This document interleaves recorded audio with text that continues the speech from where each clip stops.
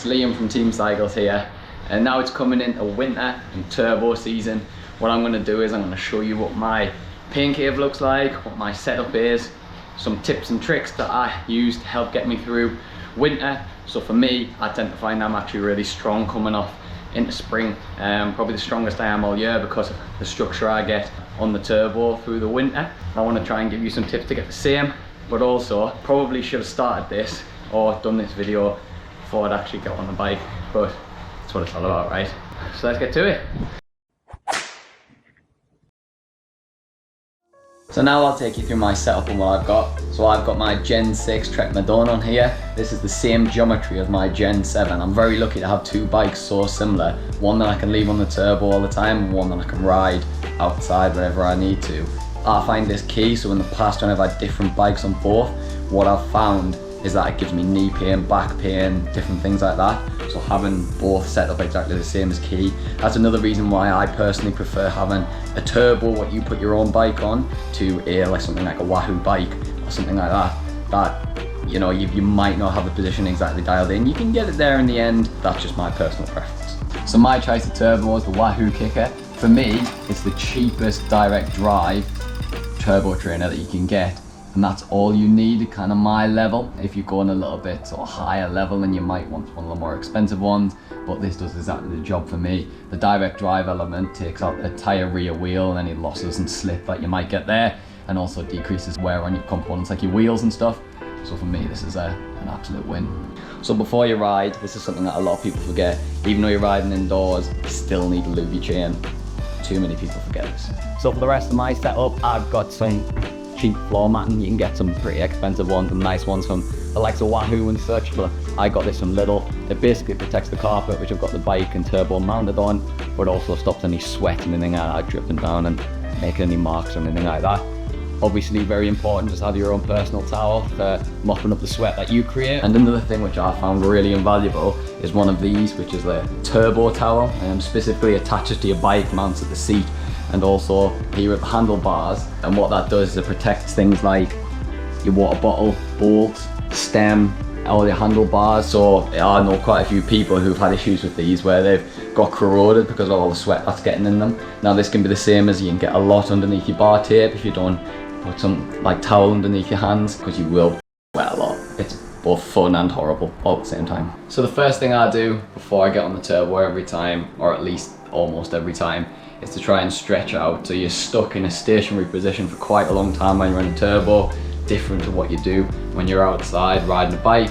So the two biggest pieces of advice I got given were to stretch before and after if you can, but also stand up once every 5 minutes if you can and change your position, just like you would if you're out on a ride.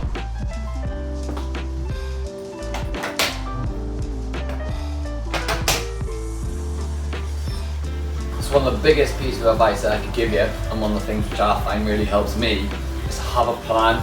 So over a week for my training, I aim to do 4 bike rides at least, and of those 4 rides I like to do at least one of them outside, and that's one of the key things.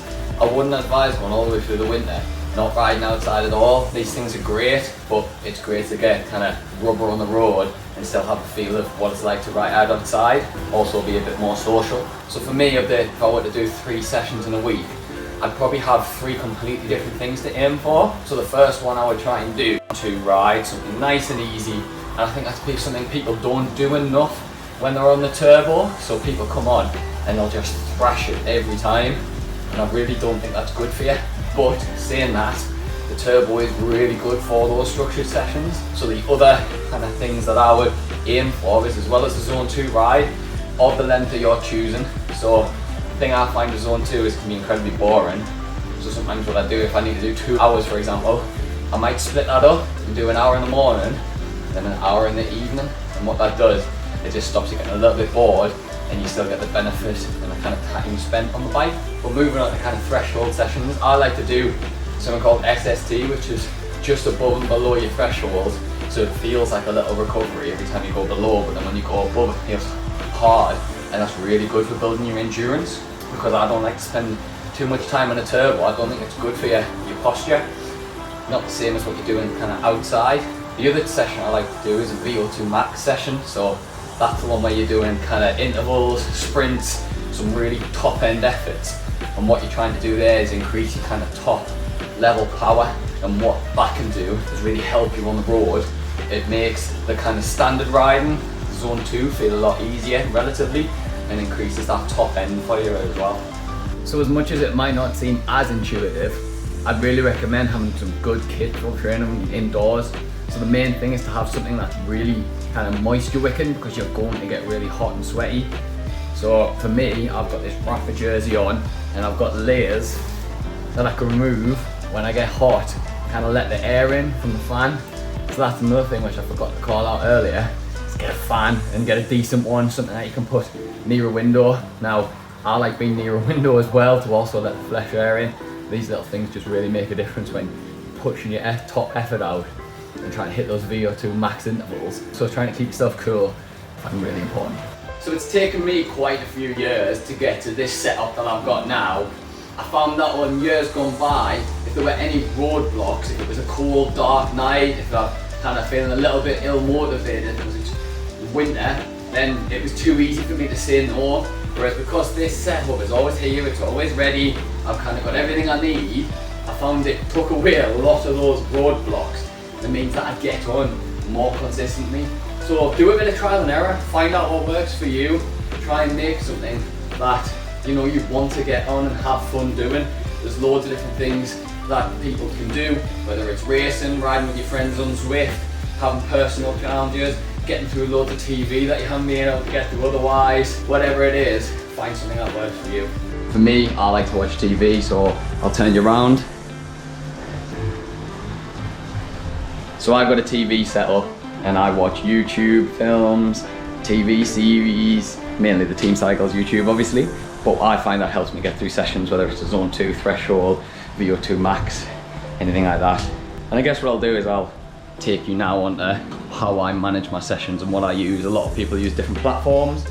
So personally, I used to use Zwift, but with all the price hikes, didn't want to keep paying that, and I found a way to do it myself using my Garmin. It's a little bit more work for me, but it means everything's tuned for me. And the only thing I really got from Zwift was the workouts. I didn't use the races, I didn't use the online world. So for me, doing it through my Garmin was enough. So what I'll do is I'll show you what a workout looks like on your Garmin. It still controls the smart trainer aspect and gives you resistance that's controlled by the Garmin. And then I'll show you how to make a workout itself on Garmin Connect. And you can even set training plans and things like that. And it'll do it all for you.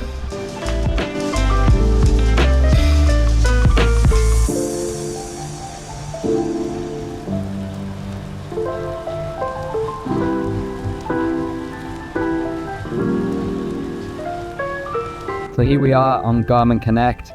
You click the More button and then go to Training and Planning. There's a couple of options. So there's a Garmin Coach Plan, of which you can go through and set up your own plan that'll give you custom workouts. There's also a workout screen.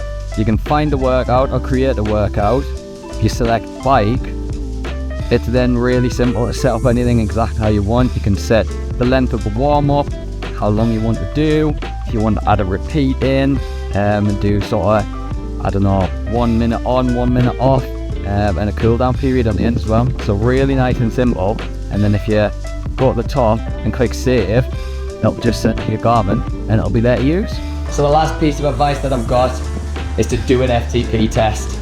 They're awful, everyone hates them, they're never fun, but it really informs the sessions that you do and give you a much better structured workout. And the other good thing about them is they help you monitor progress. If you do one every month, every 6 weeks, whatever it is, you can actually see how the things that you're doing on the turbo are influencing your top end power or your functional threshold power. And that can be really powerful and motivating.